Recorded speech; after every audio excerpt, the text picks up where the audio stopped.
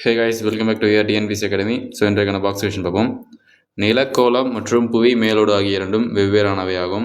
புவி மேலோட்டினையும் கவசத்தின் மேற்பகுதியையும் உள்ளடக்கியதே பாறைக்கோளமாகும்.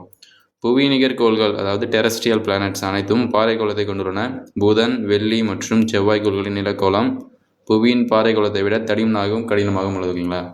ஸோ இங்கே பார்த்தீங்க அப்படின்னா நிலக்கோளம் ஹைட்ரோஸ்பியரும் புவி மேலோடு லித்தோஸ்பியர் ஆகிய இரண்டும் வெவ்வேறானவை அப்படின்னு சொல்கிறாங்க. புவி மேலோட்டினையும் கவசத்தின் மேற்பகுதியையும் உள்ளடக்கியதே பாறைக்கோளமாகும், பெட்ரோஸ்பியர் அப்படின்வாங்க. ஓகேங்களா? புவி நிகர்கோள்கள் டெரஸ்ட்ரியல் பிளானட்ஸ் அனைத்துமே பாறைக்கோளத்தை கொண்டுள்ளன.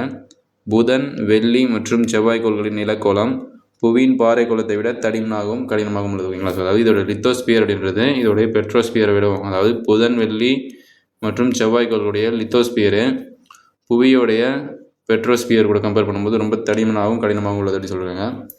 ஸோ இதை பொறுத்த வரைக்கும் வேறு பார்த்திங்க அப்படின்னா நிலக்கோளம் அப்படின்னா இங்கிலீஷில் ஹைட்ரோஸ்பியர் அப்படின்னு. ஓகேங்களா? ஹைட்ரோஸ்பியர் அப்படின்னு சொல்லுவாங்க. Sorry for that. ஹைட்ரோஸ்பியர்னால் நீர்க்கோளம், நிலக்கோளம்னா லித்தோஸ்பியர். ஓகேங்களா? லித்தோஸ்பியர்னா தான் நிலக்கோளம், ஹைட்ரோஸ்பியர் அப்படின்னா நீர்க்கோளம். ஓகேங்களா? தெரிஞ்சுக்கோங்க. அதே மாதிரி பாறைக்கோளம் அப்படின்னா பெட்ரோஸ்பியர் அப்படின்னு சொல்லுவாங்க. பெட்ரா அப்படின்னா பாறைகள் அப்படின்னு படிச்சிருப்பீங்க ஆல்ரெடி. ஸோ அதேமாதிரி கோள்கள் பற்றி பார்த்தோம் அப்படின்னா மொத்தம் 8 விதமான கோள்கள் இருக்குது. ஸோ அதை சும்மா பார்ப்போம். புதன், வெள்ளி, புவி, செவ்வாய், வியாழன், சனி, யுரேனஸ், நெப்டின். ஓகேங்களா? ஸோ இதை புதன், வெள்ளி, புவி, செவ்வாய் இந்த 4த்தையும் பார்த்திங்கன்னா அண்மை கோள்கள்னு சொல்லுவாங்க. இந்த வியாழன், சனி, யுரேனஸ், நெப்டினை வந்து சேமை கோள்கள் அப்படி சொல்லுவாங்க. அதாவது இதெல்லாம் புவிக்கு அருகில் இருக்கக்கூடியது, இதெல்லாம் புவிக்கு தொலைவில் இருக்கக்கூடியது. ஓகேங்களா? ஸோ நெக்ஸ்ட் பார்த்திங்க அப்படின்னா இருக்கிறதுல கடைசியாக இருக்கக்கூடியது மற்றும் குளிர்ந்த கோள் எதுன்னு பார்த்திங்கன்னா நெப்டியூன் தான். அதுமாதிரி உருளும் கோள் பார்த்திங்கன்னா யுரேனஸ். வளையமுள்ள கோள் எதுன்னு பார்த்திங்கன்னா சனி.